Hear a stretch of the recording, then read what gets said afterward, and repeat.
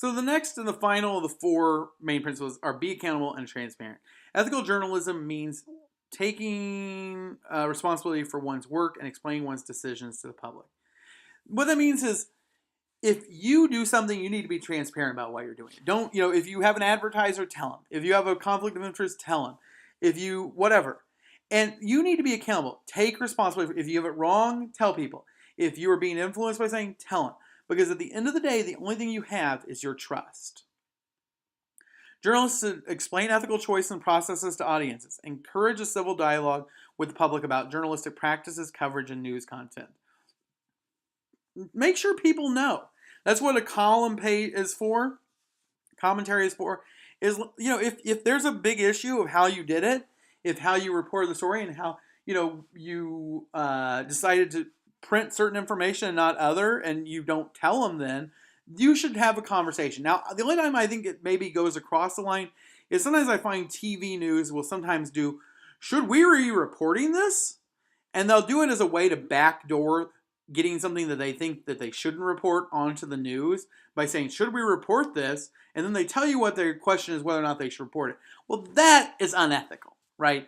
But having a discussion about, whether or not you should have published photos of a crime scene, or you should have published the name of a victim of a rape or something, that's having a legitimate discussion and telling people how you went about doing it.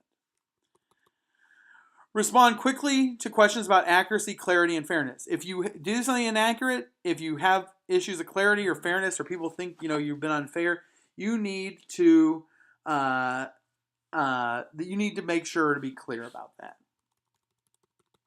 Acknowledge mistakes and correct them promptly and prominently. Explain corrections and clarifications carefully and clearly. Don't just overlook a mistake. It's easy if you're a journalist and you've made a mistake. You will make mistakes. No question about it. You will make a mistake on a weekly basis. Half the time, nobody will tell you you made a mistake.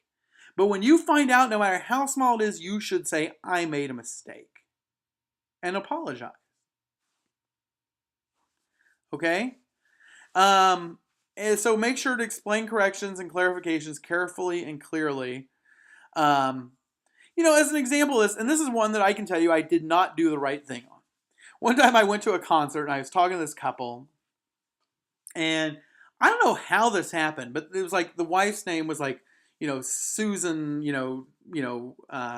Bohemian, and her husband was, Jeffrey.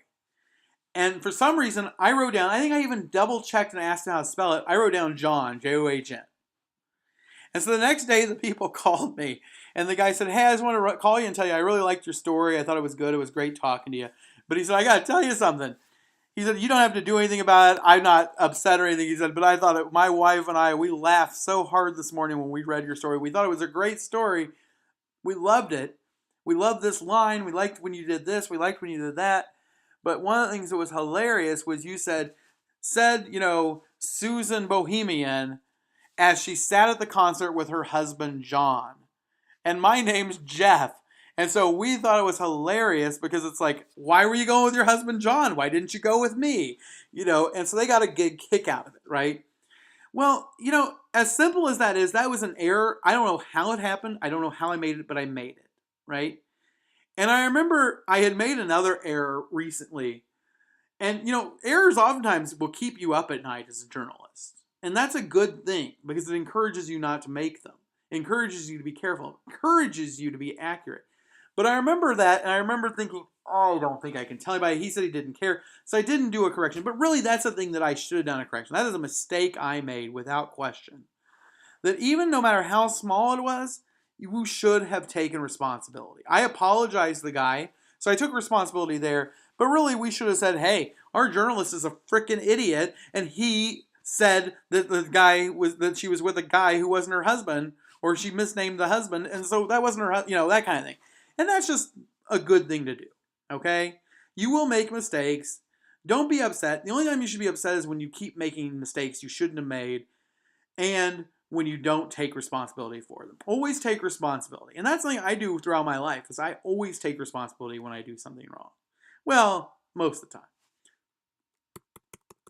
Expose unethical conduct in journalism, including within their organizations. Meaning, just because, if you see something unethical by another journalist, you should do a story about it. Even if it's within your own company. If you know somebody who has a conflict of interest, you see somebody doing something wrong, make sure to tell them. Because they're lying. I mean, one of the things that I think oftentimes, police oftentimes will cover for fellow police. It's natural, right? If a police officer is drunk and he gets pulled over by his buddies who are on the force, they'll drive him home. It happens all the time. And I don't, I'm not, I understand what happens there. And that is you're relying upon these other people to have your back and to come in there and to, take a bullet if, they need to, and to run into a situation. And if you get pulled over by one of them and their response is, oh, well, I'm going to have to arrest you now. Well, now you can't trust each other. And so it's natural that they do that.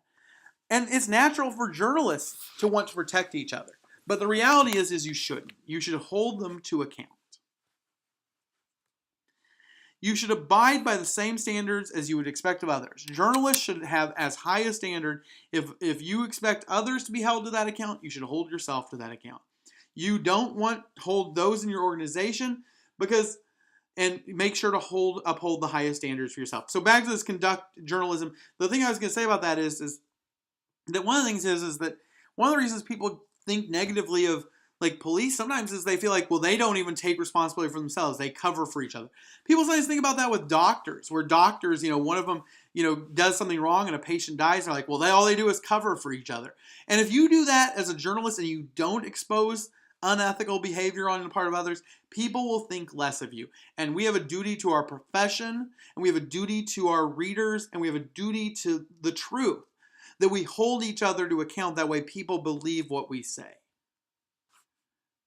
And then last is, doesn't matter about the medium, doesn't matter about anything else. Make sure to uphold the code of ethics. All right. Have a good day.